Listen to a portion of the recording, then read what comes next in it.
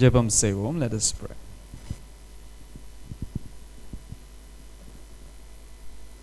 உம்மை நேசிக்கிறேன் இயேசுவே,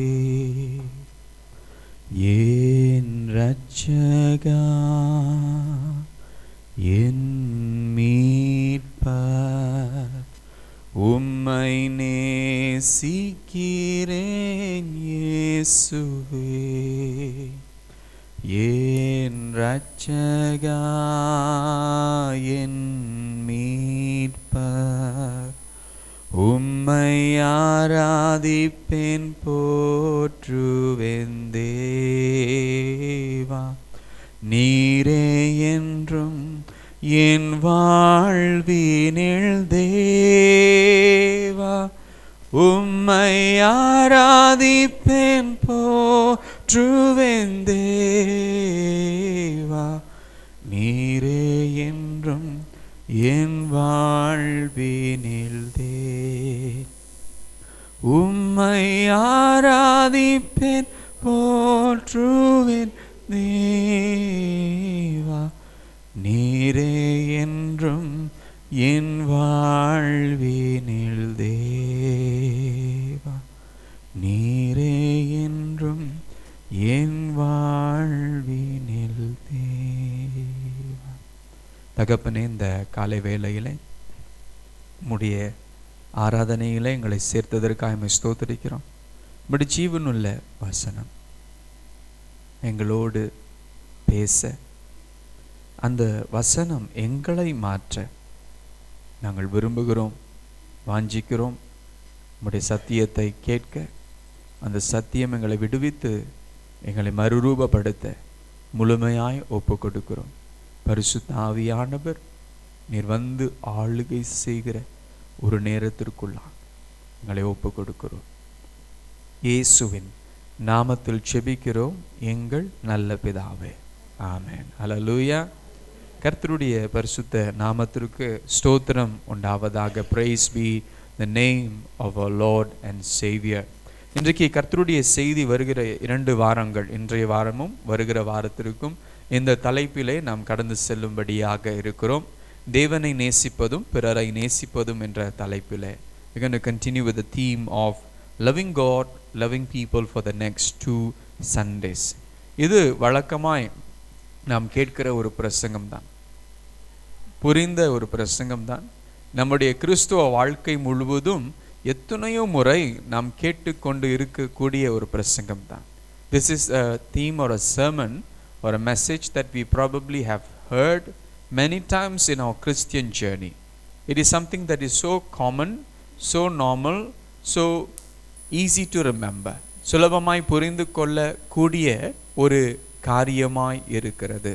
இருப்பினும் அறிவளவிலே அதிகமாய் இருந்தாலும் பிரச்சனை பலவீனம் எங்கே என்று சொன்னால் செயல் தான்.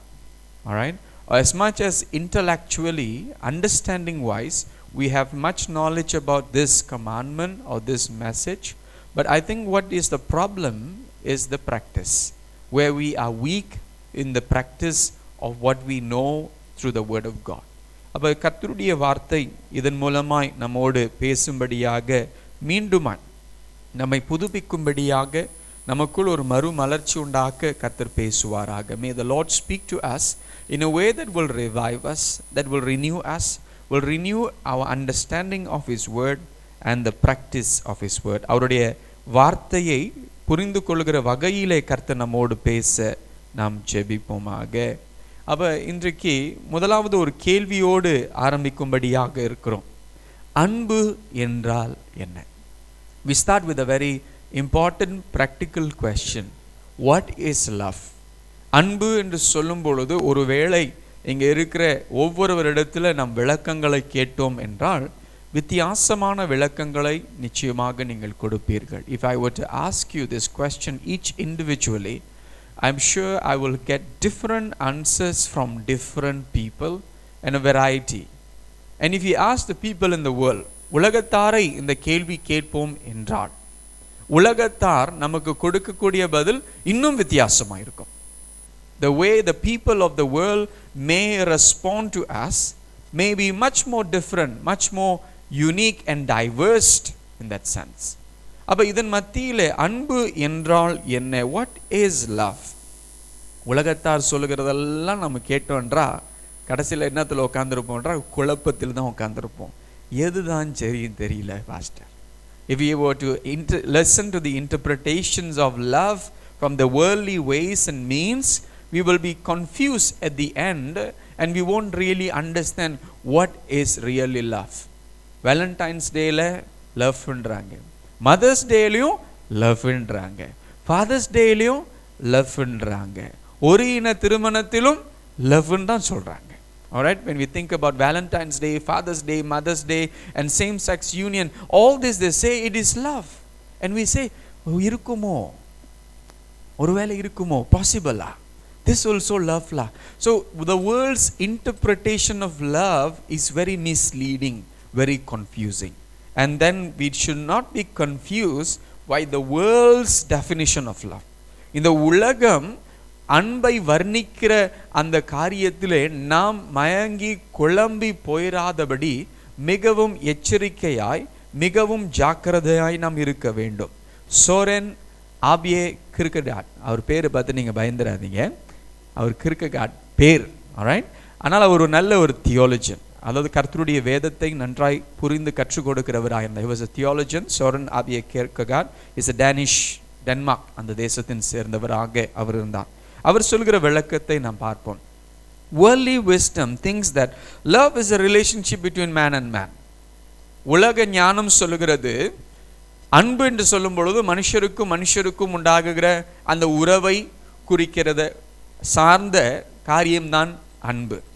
அப்ப மனுஷன் மனுஷன் எப்படி உறவு கொண்டாலும் அது அங்கே அன்பு வெளிப்படுகிறது, அது எப்படி செயல்பட்டாலும் அங்கே அன்பு வெளிப்படுகிறது. However they do, whatever relationship, however they express that love, it expresses love என்று சொல்லுகிறார்கள். But Christianity teaches that love is a relationship between God, man. Alright? கிறிஸ்துவம் கற்றுக் கொடுக்கிற காரியம் உறவு என்று சொல்லும் பொழுது, அன்பில் உறவு என்று சொல்லும் பொழுது மனுஷர் தேவன், மனுஷர் அதில் தேவன் அங்கே முக்கியமானவராய் செயல்படுகிறவராய் அவர் காணப்படுகிறார். God is central in all human relationships. God is involved, and that is where true love, real love comes about. அப்ப உலகம் இந்த தேவன் இல்லாத அன்பின் உறவை குறித்து சொல்லும் பொழுது, அவருடைய வார்த்தைக்கு எதிரான அன்பை குறித்து சொல்லும் பொழுது நாம் எச்சரிக்கையாக இருக்க வேண்டும். We must be careful when the world interprets love without God, without an understanding or compromising the word of God. So we must be very careful and cautious in that sense. So Mark chapter 12 verses 30 to 31. Mark 12ஆம் அதிகாரம் வசனங்கள் 30 to 31 வரை வாசிக்கும் பொழுது வேதம் நமக்கு இவ்வண்ணமாய் இயேசு கிறிஸ்து நமக்கு சொன்ன காரியத்தை மீண்டுமாய் தியானிக்கும்படியாக இருக்கிறோம். Mark chapter 12 verse 30 to 31 முதலாவது ஆங்கிலத்திலே வாசிக்கிறேன். And you shall love the Lord your God with all your heart, and with all your soul, and with all your mind, and with all your strength. The second is this: you shall love your neighbor as yourself. There is no other commandment greater than these. வாசியுங்கள்.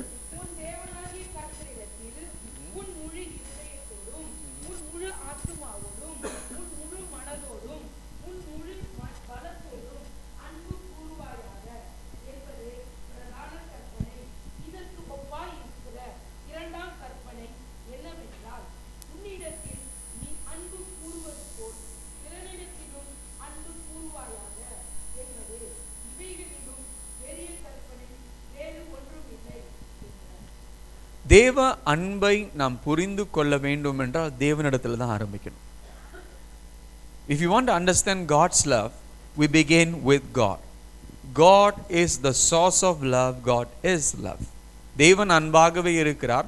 தேவன் அன்புக்கு source Tamil எப்படி சொல்லுவீங்க? மூலமாக அவர் இருக்கிறார். அவரிடத்திலிருந்து அன்பு புறப்படுகிறது. இந்த அன்பு எப்படி வெளிப்படுகிறது என்று வாசிக்கும் பொழுது யோவான் 3:16 தான் நாம் செல்ல வேண்டும். We go to John 3:16 where we find the expression of how God has revealed and shown his love to us. யோவான் 3:16 இவ்வண்ணமாய் சொல்கிறது, For God so loved the world that he gave his only begotten son, that whoever believes in him shall not perish but have eternal life. வாசியுங்கள்.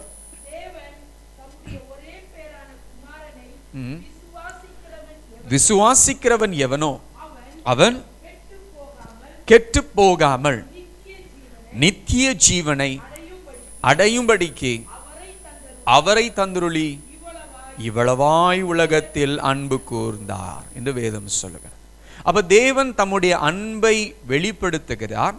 எப்படி வெளிப்படுத்துகிறார்? God reveals his love. God shows his love in a way that we can understand, we can experience. அவர் தம்முடைய அன்பை வெளிப்படுத்துகிறது எவ்வண்ணமா என்றால் நாம் அதை அனுபவிக்க கூடிய அளவிலே தம்முடைய அன்பை வெளிப்படுத்துகிறார்.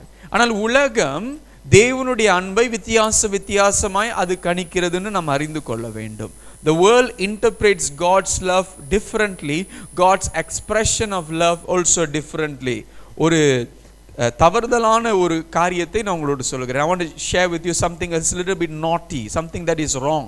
People say this is a statement, beer is proof that God loves us and wants us to be happy. Beer தெரியுங்களே, மன்னிக்கணும், பட்டச்சாராயம் இருக்குங்களே, அந்த புரியுதுங்களா? பியர் என்று சொல்லும் பொழுது சிலர் சொல்லுகிறார்கள், கடவுள் நம்மை சந்தோஷமாய் வைத்திருப்பதற்கு அதை உருவாக்கினார் என்று. கடவுள் தம்முடைய அன்பை எப்படி வெளிப்படுத்தியிருக்கிறார்? பியரை உருவாக்கி இருக்கிறார், கல் உருவாக்கி இருக்காரு, பட்டச்சாராயத்தை உருவாக்கி இருக்கிறார் சிலர் அப்படியாய் கணிக்கிறார்கள். இது நமக்கு தெரியும், தவறு. This is wrong. This is not the way God has expressed his love. But that is the challenge, the struggle that we have. People understand God's expression of love differently. But the word of God is quite clear. தேவ வசனம் நமக்கு தெளிவாய் இருக்கிறது.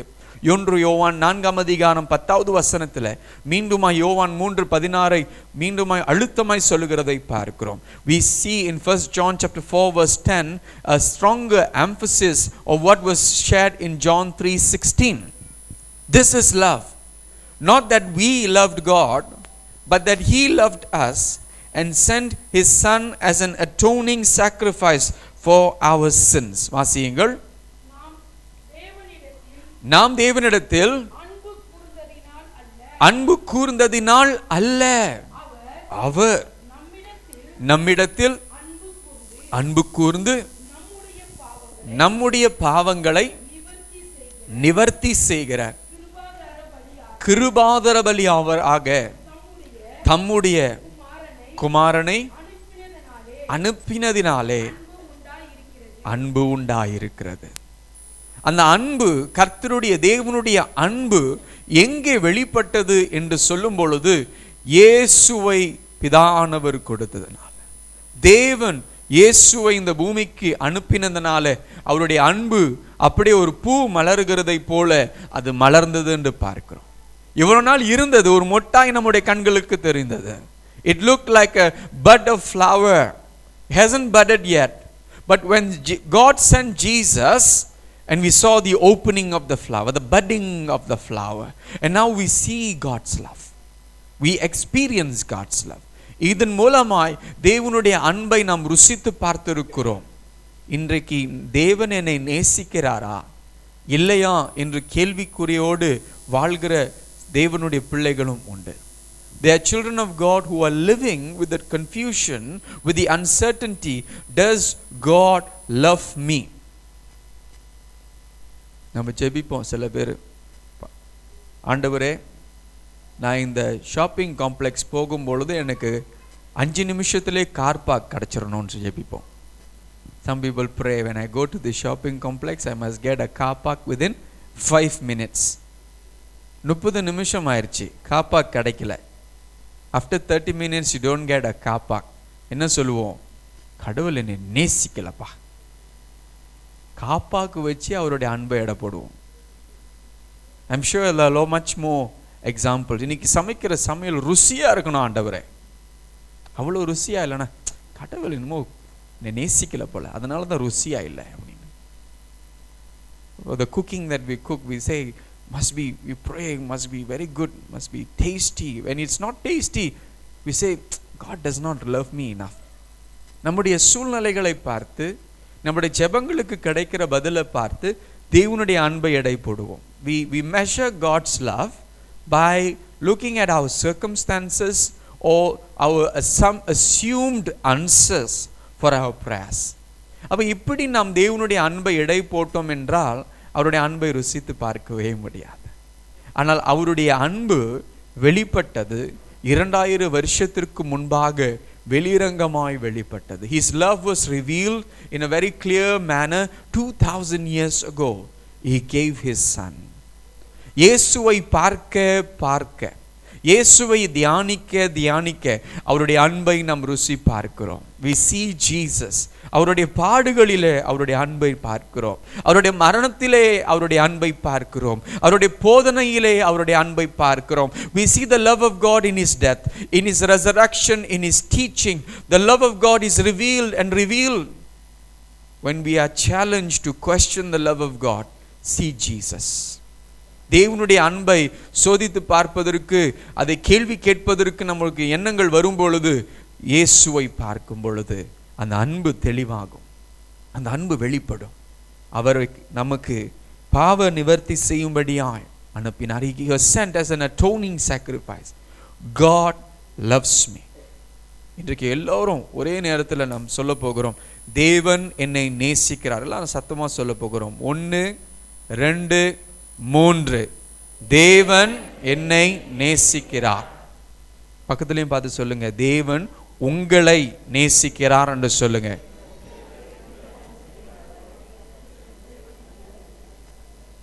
எப்படின்னு கேட்டாங்கன்னா இயேசுவை காமிச்சிருங்க, அவ்வளவுதான். If they ask you how do I know, show them Jesus. அவருக்காக, உங்களுக்காக, எனக்காக, உலகத்தில் இருக்கிற எல்லாருக்காக மரித்த என் தேவனுடைய அன்பு, அந்த அன்பை நாம் ருசித்து பார்க்கிறோம். அப்ப தேவன் நம்மை நேசித்ததினாலே, because God loved us, we love him. இது யோவான் 4:10 வாசித்தோம். 19வது வசனத்திற்கு போகும் பொழுது தேவ வார்த்தை இப்படியாய் பேசுகிறது. Chapter 4 verse 10 was what we read before this. 4:19, 1 John 4:19 says we love because he first loved us. அப்ப நம்முடைய அன்பு அவருக்கு, அவர் செய்த காரியத்திற்கு, அவர் வெளிப்படுத்தினதற்கு மறுமொழிதான். Our love is a response to his love. Whatever we do for God is a response. This must become foundational. இது நம்முடைய வாழ்க்கையில அடிப்படையாய், அஸ்திபாரமாய் மாற வேண்டும். ஏன் இதை அழுத்தமாய் மீண்டுமாய் சொல்லுகிறோம் என்றால், இது கிறிஸ்துவ வாழ்க்கைக்கு சரியான ஒரு பாதையா இருக்கும். அஸ்திபாரம் சரியா இருந்தா ஓட்டம் சரியா இருக்கும். When our foundation is right, our run for Jesus, our life for Jesus will also be established right. வாசிங்கள் அந்த வசனத்தை. அவர் முந்தி நம்மிடத்தில் அன்பு கூர்ந்தபடியால் நாமும் அவரிடத்தில் அன்பு கூறுகிறோம். நம்முடைய விசுவாசத்திற்கும் மற்ற விசுவாசத்திற்கும் வித்தியாசம் இதுதான். This is the central difference that you can find between all faiths and the Christian faith. Every faith desire to be loved by God. எல்லா மார்க்கத்திலும் அவர்களுடைய விசுவாசத்திலும் தேவனால் நேசிக்கப்படுவதற்கு, தேவனிடத்தில் இன்னும் பெறுவதற்கு அவர்கள் செயல்படுகிறார்கள். They do more work to be loved by God. But in the Christian faith, கிறிஸ்துவ மார்க்கத்திலே, கிறிஸ்துவ விசுவாசத்திலே, கிறிஸ்துவ போதனையிலே தேவன் நம்மை நேசித்தார். God has already loved us. God has already expressed his love for us. தேவன் தம்முடைய அன்பை முழுமையாய் வெளிப்படுத்தியிருக்கிறார். அவர் முந்தி நம்மை நேசித்ததினாலே நாம் அவரை நேசிக்கிறோம். இன்றைக்கு அவரை நேசிக்கிறது ஒரே காரணம், அவருடைய அன்புக்கு மறுமொழி. It is our response to his love.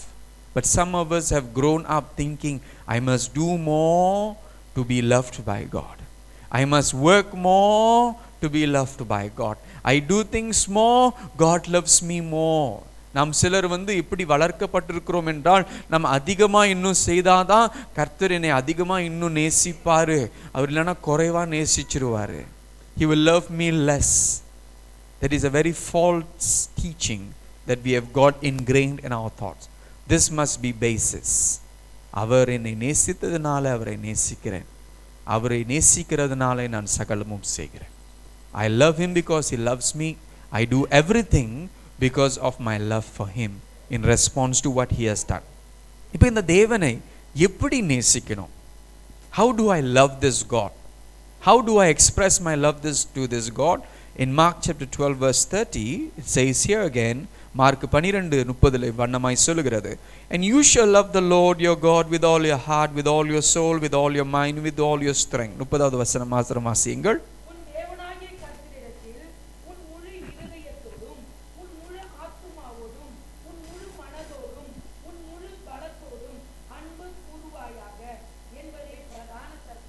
நன்றிமா. இந்த வசனத்தினுடைய சூழல் பின்னணி என்னென்று பார்க்கும் பொழுது, இயேசுவினிடத்தில் சில நபர்கள் அவரிடத்தில் வந்து கேள்வி கேட்கும்படியாக மார்க் 12ஆம் அதிகாரத்தில் வாசிக்கிறோம். The background to this passage where Jesus responds in such manner is based on a context where a lot of people, groups of people come to question Jesus. அவரிடத்தில் கேள்வி கேட்கும்படியாக வருகிறார்கள். யார் வருகிறது?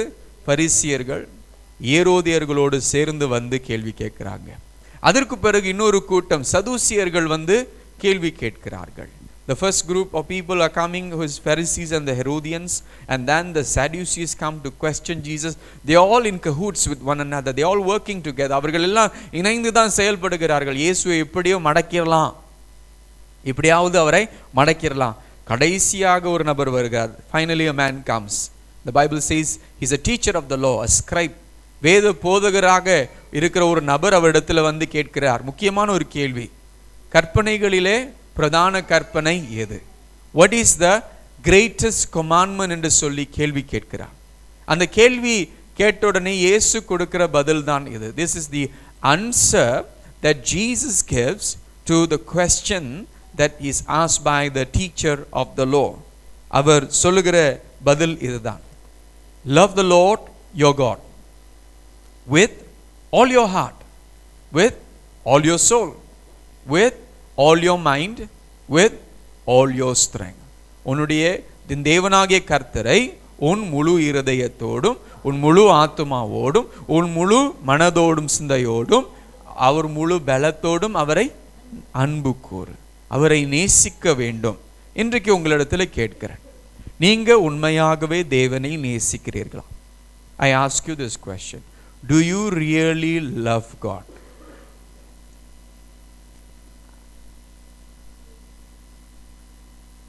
பாஸ்டர், நாங்க சர்ச்சில் உட்கார்ந்துருக்கோம், இந்த கேள்வி எங்கள்கிட்ட கேட்கலாமா? அப்படிதான் பார்க்குற மாதிரி தெரியுது. Pastor, we are seated in the church and you are asking this question. தேவனை நேசிக்கலன்னா இங்கே வந்திருப்போமா? தூங்கியிருப்போம்ல வீட்டில். If we didn't love God, we were probably sleeping at home. But we hear because we love God. Yes, we may say that's our way of measuring love for God. அது நாம் தேவனை நேசிக்கிற அளவாக இருக்கக்கூடியதாக இருக்கிறது. தேவனை நேசிக்கிறேன்னா நிச்சயமாகவே கை தூக்க சொன்னால் இங்கே இருக்கிற எல்லாரும் கை தூக்கிறோம். We love God. Yes, all of us may put our hands. If I would probably to ask you, do you love God? Yes, do we love God? But the second related question is, how much do you love God? இதற்கு சம்பந்தமான ஒரு முக்கிய கேள்வி என்றால், தேவனை நேசிக்கிற எவ்வளவு நேசிக்கிறோம்? கொஞ்சம், இதை விட கொஞ்சம் கூட, little bit or slightly more than that, இல்லை கொஞ்சம் கூட.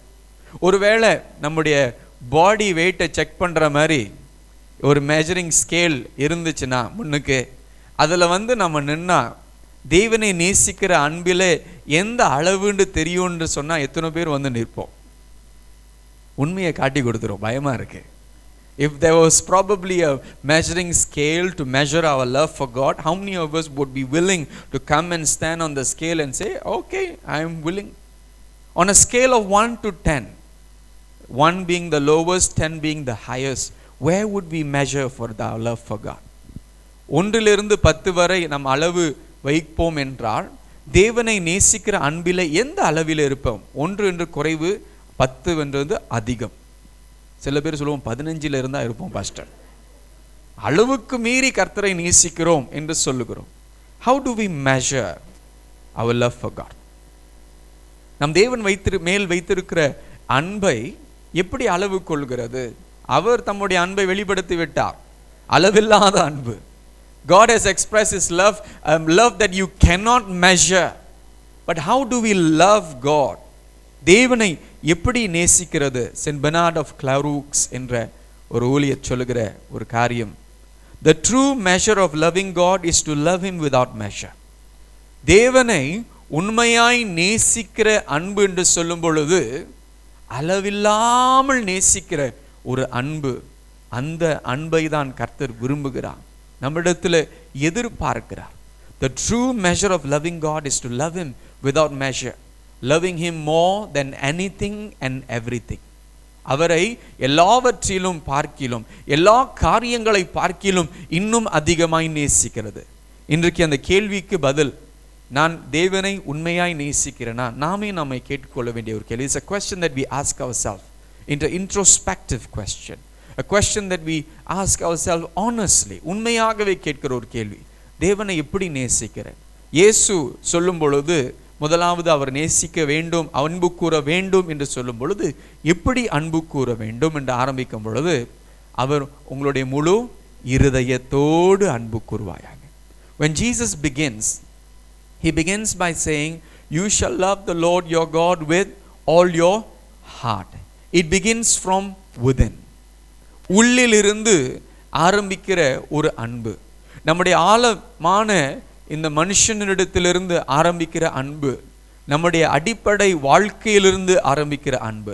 It is a love that begins from the centrality of our person, the heart. இது சதையான இருதயத்தை குறித்து அல்ல, நம்முடைய ஆவிக்குரிய இருதயத்தை குறித்து பேசுகிறது. It speaks about the spiritual heart, not the physical heart. When we say look deep into our hearts, நம்முடைய இருதயத்திற்குள்ளாக நாம் நுழைந்து பார்க்கும் பொழுது தேவன் மீது வைத்திருக்கிற அன்பு அங்கே இருக்கிறதா? Do we see a love for this God? Do we find love? ஏன்னா வேதம் இயேசு சொல்லும் பொழுது வேதத்தில் எப்படியே சொல்லுவார், முழு இருதயத்தோடு. பாதி இருதயம் சொல்லியிருந்தா கூட கொஞ்சம் தப்பிச்சுக்கலாம். If you would have said with half your heart, we can still escape a bit. But what Jesus said, you must love God with all your heart. Now measure that and see. அதை அளவு கொண்டு பார்ப்போம். முழு இருதயத்தில் யார் இருக்கிறது? அவரா, அவங்களா, இல்லை இயேசுவா? Who is in your heart? Who fills your heart? Who is the central person in your heart? Is it Jesus? Is it this God who has shown his love to you? அந்த இருதயத்திலிருந்து தோன்றுகிறது தான், உள்ளிலிருந்து ஆரம்பிக்கிற அந்த அன்பு. வெளிப்படுத்தின விசேஷம் 2ஆம் அதிகாரத்தை நீங்கள் வாசிக்கும் பொழுது முதல் சபை எபேசு சபையை குறித்து பேசுகிறது. Speaks about the Ephesian church. இவர்கள் வெளிரங்கமாய் பார்க்கும் பொழுது அருமையான ஒரு திருச்சபை, கர்த்தருக்காக வாழ்கிற ஒரு திருச்சபையாய் காணப்பட்டார்கள். When you read about the Ephesian church in Revelation chapter 2, you find that this was a church that was very outwardly living for this God, but God saw one weakness in their life. அவருடைய வாழ்க்கையில், அந்த திருச்சபையின் வாழ்க்கையில் ஒரு பலவீனம் காணப்பட்டது. என்ன பலவீனம் தெரியுங்களா? முதல் அன்பை நீ விட்டு விட்டாய். You have forsaken your first love. Where have they forsaken? Externally everything looks good. வெளியரங்கமாய் பார்க்கும் பொழுது எல்லாம் சரியாய் தான் காணப்படுகிறது. ஆனால் உள்ளத்திலே ஆண்டவர் பார்த்து அந்த திருச்சபை இடத்துல சொல்லுகிறார், அதில் அன்பு இல்லாமல் போயிட்டு. வெளியரங்கமாக எல்லாம் செய்கிறோம், பைபிள் படிக்கிறோம், ஜெபிக்கிறோம், ஊழியம் செய்கிறோம், சபைக்கு வருகிறோம், காரியங்களை செய்கிறோம், தசம பாகம் போடுகிறோம், வெளியரங்கமாக எல்லாம் செய்கிறோம். ஆனால் முழு இருதயத்தில் அன்பு இல்லை. முழு இருதயத்தோடு தேவனை நேசிக்கிற அந்த அன்பு இல்லை. இந்த சொல்லை நாம் கவனிக்கும் பொழுது, this is a saying, this is a quote that I want to just share here. We do not really love God if we do not place him first in our hearts and then in everything we do. தேவனை நாம் மெய்யாகவே உண்மையாய் நேசிக்கவில்லை எப்பொழுது என்றால், அவரை நம்முடைய இருதயத்தில் முதலிடம் கொடுக்காமல் இருக்கும் பொழுது, நாம் செய்கிற எல்லா காரியத்தில் அவருக்கு முதலிடம் கொடுக்காமல் இருக்கும் பொழுது நாம் அவரை உண்மையாகவே நேசிக்கலை. That means we have a superficial, artificial form of love for this God. மேலோட்டமான ஒரு மாயமான ஒரு அன்பு தேவன் மேல் வைத்து அவரை ஏமாற்றுகிறோம் என்று சொல்லி நம்மை நாம் ஏமாற்றிக் கொள்கிறோம். We think we are deceiving God, but at the end we are deceiving ourselves, because God knows which is true, which is false. எது உண்மை எது பொய் என்பது கர்த்தருக்கு தெரியும். நாம் நம்மை ஏமாற்றிக் கொள்கிற ஒரு வாழ்க்கைக்குள்ளாக செல்கிறோம். அப்ப முதல் அளவு முழு இருதயத்தோடு அவரை நேசிக்க வேண்டும். The first level is to love him with all our hearts, the centrality of our being. Second is to love him with all our soul. இரண்டாவது அளவு கர்த்தர் பார்க்கிறது அவரை முழு ஆத்துமாவோடு அவரை நாம் நேசிக்க வேண்டும். நம்முடைய உணர்வு, நம்முடைய எண்ணங்கள், நம்முடைய காரியங்கள், நம்முடைய வாழ்க்கை முழுவதும், நம்முடைய ஆத்துமா முழுவதும் அவரை ஆராதிக்க, அவரை நேசிக்கிறதா இருக்க வேண்டும். Our soul, whatever makes us, makes each one of us unique and individual. Our feelings, our emotions, our expressions, the ability to relate, our relationship.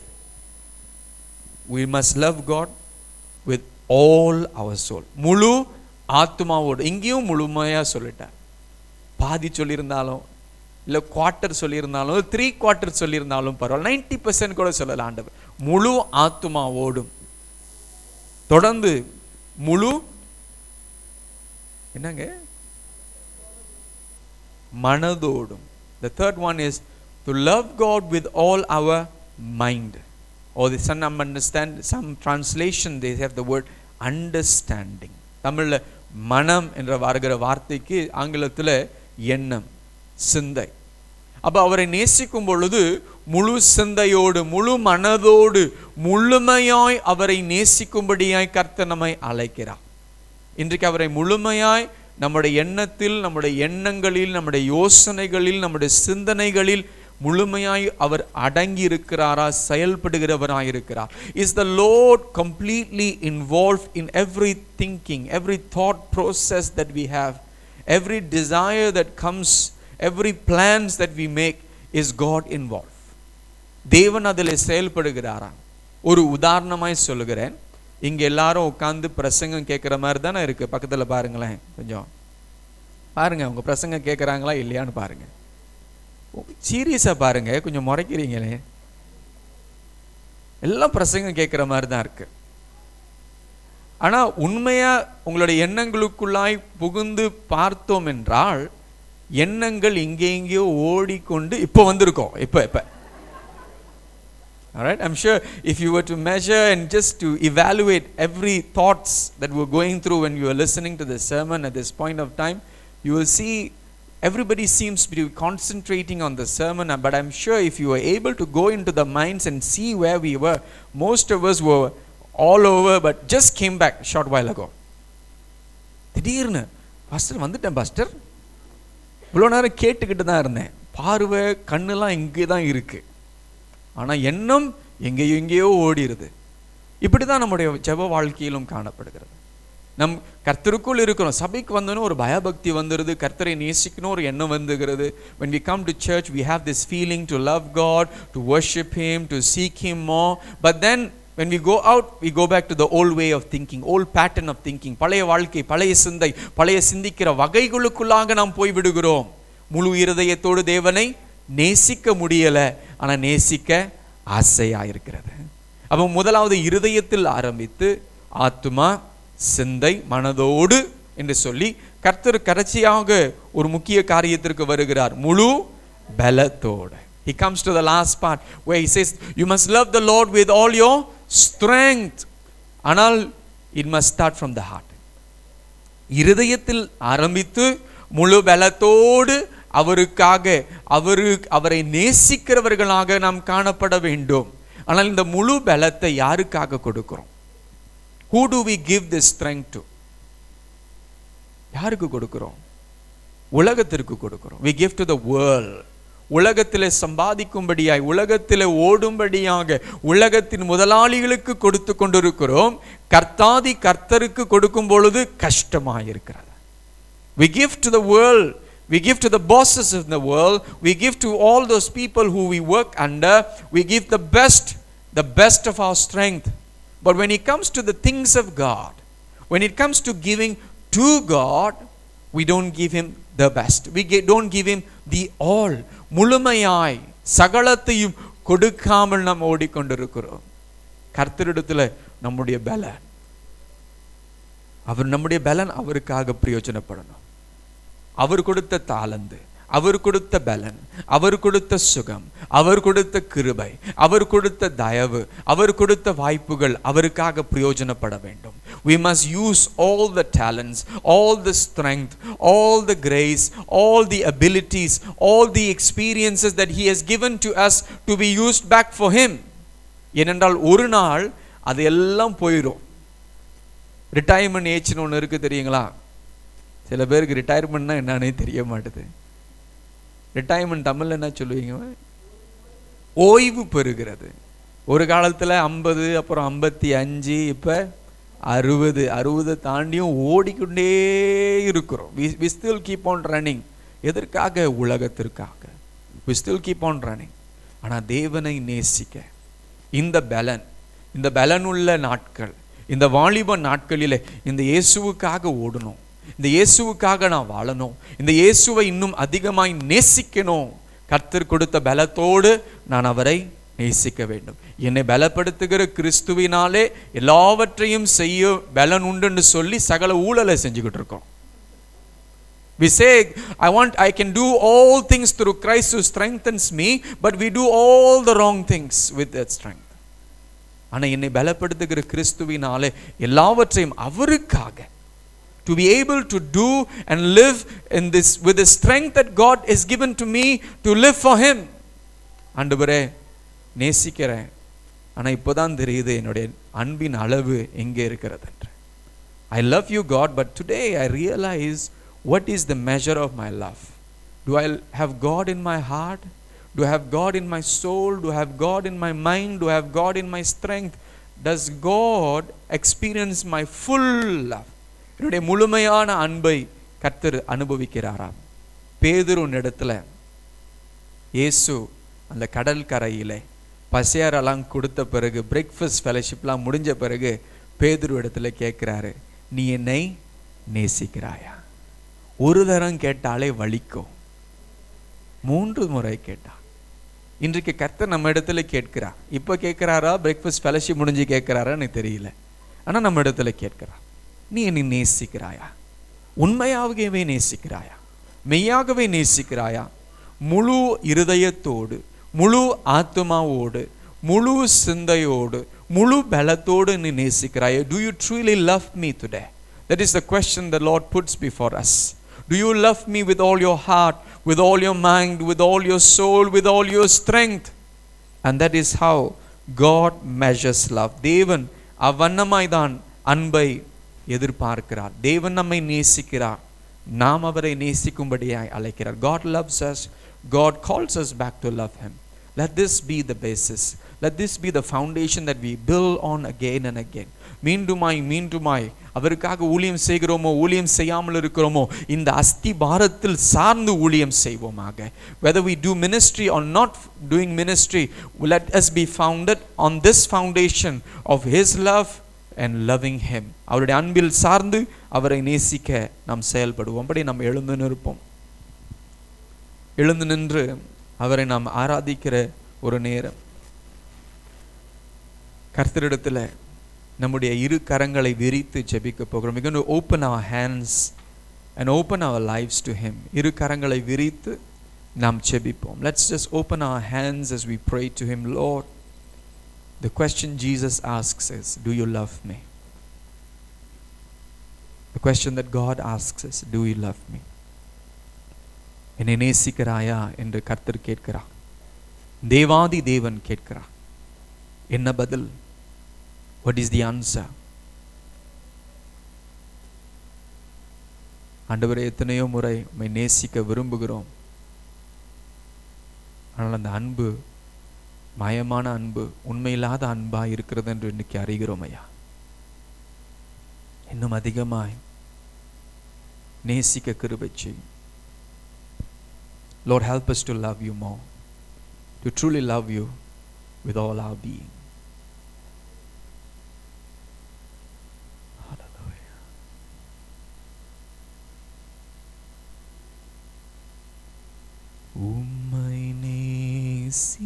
நேசிக்கிறேன் இயேசுவே என் இரட்சகா என் மீட்பர் உம்மை நேசிக்கிறேன் இயேசுவே என் இரட்சகா என் மீட்பர் உம்மை ஆராதிப்பேன் போற்றுவேன் தேவா நீரே என்றும் என் வாழ்வின் தேவா உம்மை ஆராதிப்பேன் போற்றுவேன் தேவா நீரே என்றும்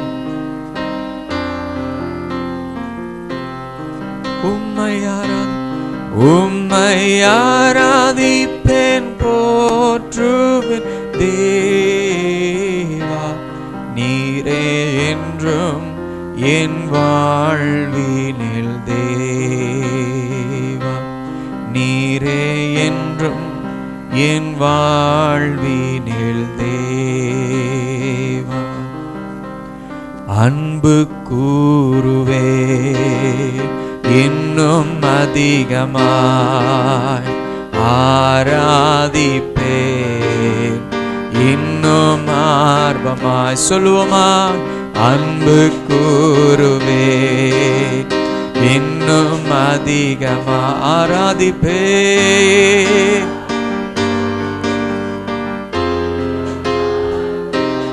உம்மை முழு உள்ளத்தோடு ஆராதிப்பேன் முழு பலத்தோடு அன்பு கூறுவேன் ஆராதனை ஆராதனை ஆராதனை ஆராதனை ஆராதனை உமக்கே ஆராதனை ஆராதனை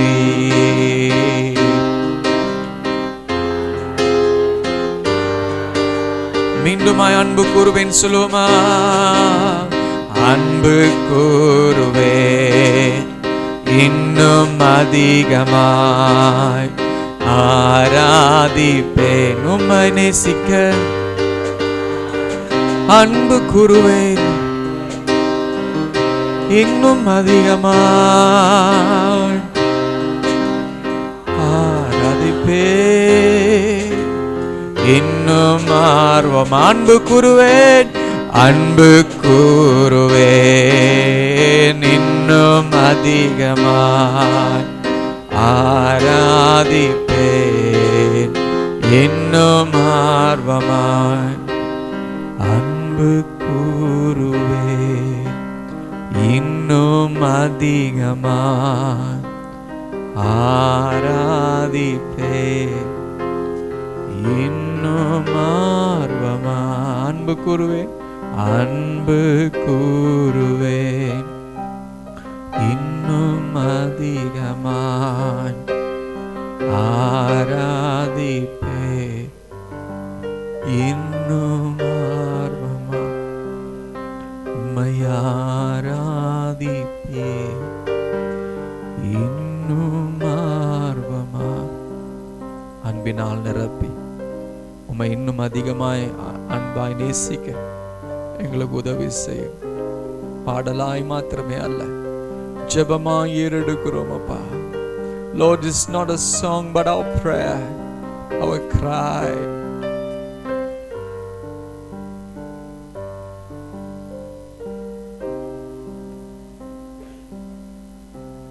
உம்மை முழு உள்ளத்தோடு